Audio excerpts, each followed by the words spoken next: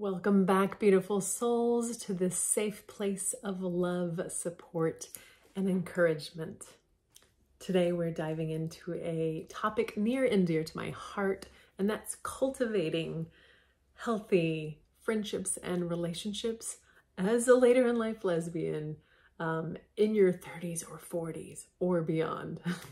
So whether you are navigating the dating scene or just looking to develop some healthy, deep connections and friendships, this one's for you. Embracing love after you're 40 first starts with embracing yourself, your authentic self. You've lived, you've learned, you've evolved into the beautiful human you are, and now it's time to have that self-love and embrace who you are and who you have evolved into. Be proud of your journey and let that authentic self shine. When we are people-pleasing, we are rejecting a side of ourselves. We're putting on a mask saying, this mask, who you want me to be, is better than who I am. And it's a lie, and it's something we have to stop in its tracks. And I get it. It's hard. It is unfamiliar, right? At first, because it takes practice.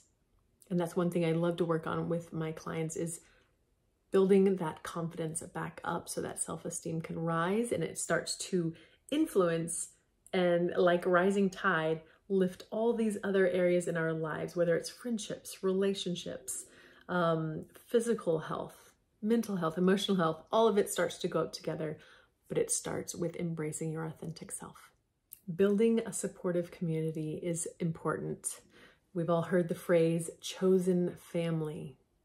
Sometimes, unfortunately, our family of origin isn't the most supportive, and sometimes we have to look outside of that group, sometimes even outside of our city, state, or country, to start to surround ourselves with people that will inspire and appreciate us as we are.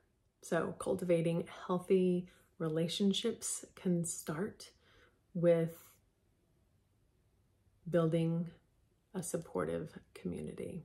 So whether it is an online LGBTQIA forum, whether it's TikTok, Facebook, right? Social media, whether it's a local meetup, whether it's a group that goes hiking together, finding people that understand and like the same hobbies as you.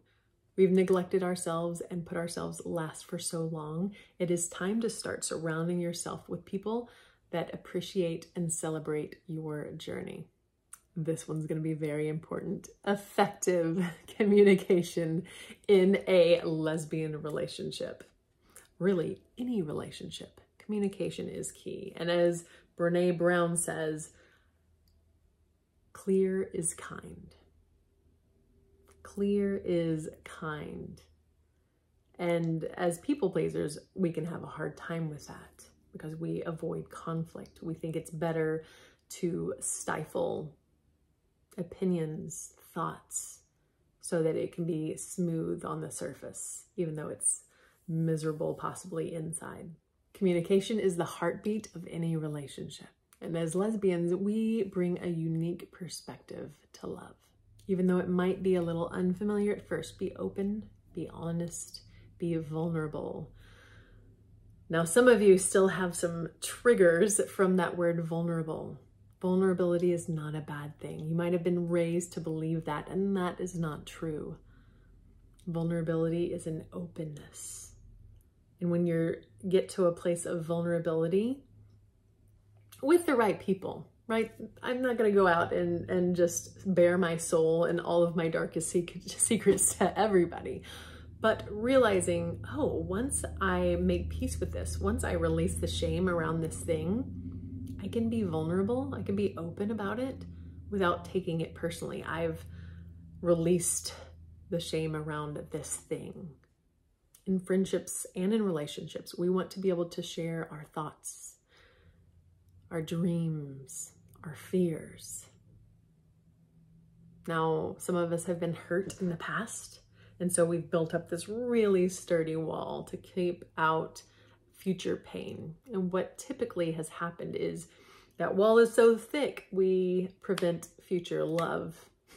and connection from breaking through. And then we kind of trap ourselves in with whatever unfinished trauma or turmoil was in there to begin with. So noticing if that's you, set up a one-on-one consultation call and we can work on this together. So remember that effective communication is a bridge to deepening connections. Let's talk about navigating online dating for a moment. And do check out my video on sweetheart scams, because that is definitely a real thing that is going on right now, both with the straight and the LGBTQIA community. And it's best to be aware and knowledgeable. For those who are exploring love in this digital age, online dating can be a really powerful tool. Just like a lot of you might have found me over on TikTok, right? Social media, this world out here where we can connect to people all over the world, can be powerful and amazing. With online dating, be clear about your intentions.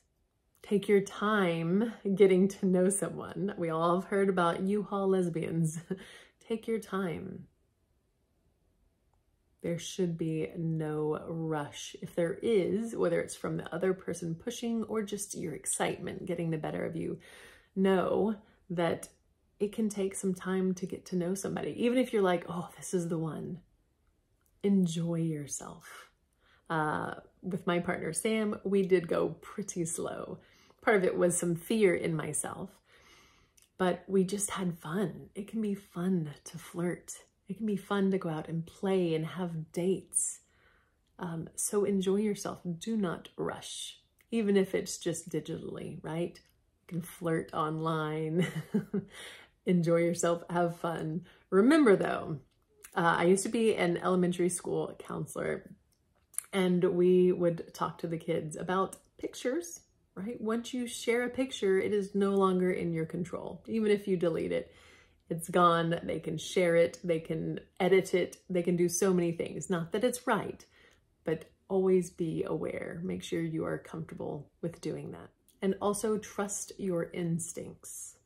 Sometimes we are able to recognize red flags. We can feel something in the pit of our stomach saying, something's a little off. And sometimes we can feel very desperate and want something to work because it's been too long, or we just are feeling lonely and we can force something to work that something inside of us is saying no. So trust your instincts.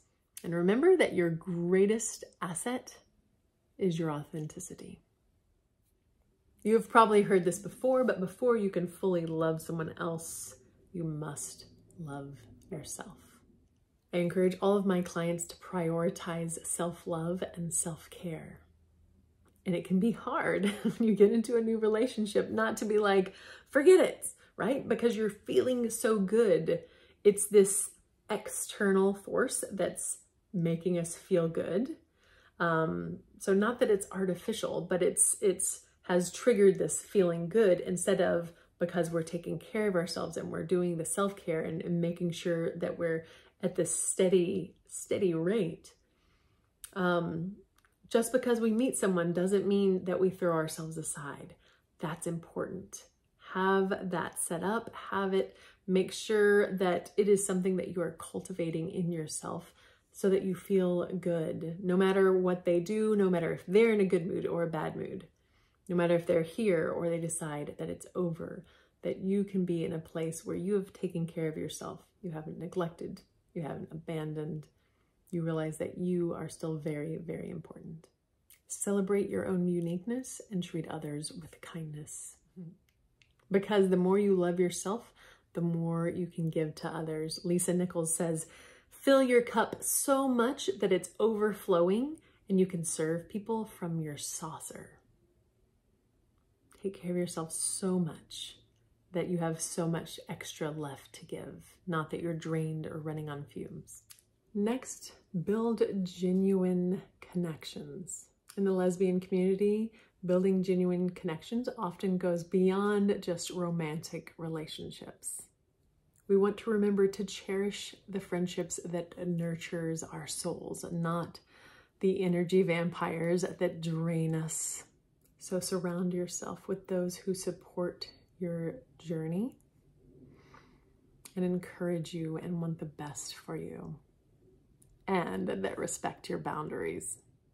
Let's talk about overcoming challenges. Every relationship, lesbian or not, has challenges and areas and opportunities for growth. As later in life lesbians, we bring a wealth of experience and wisdom.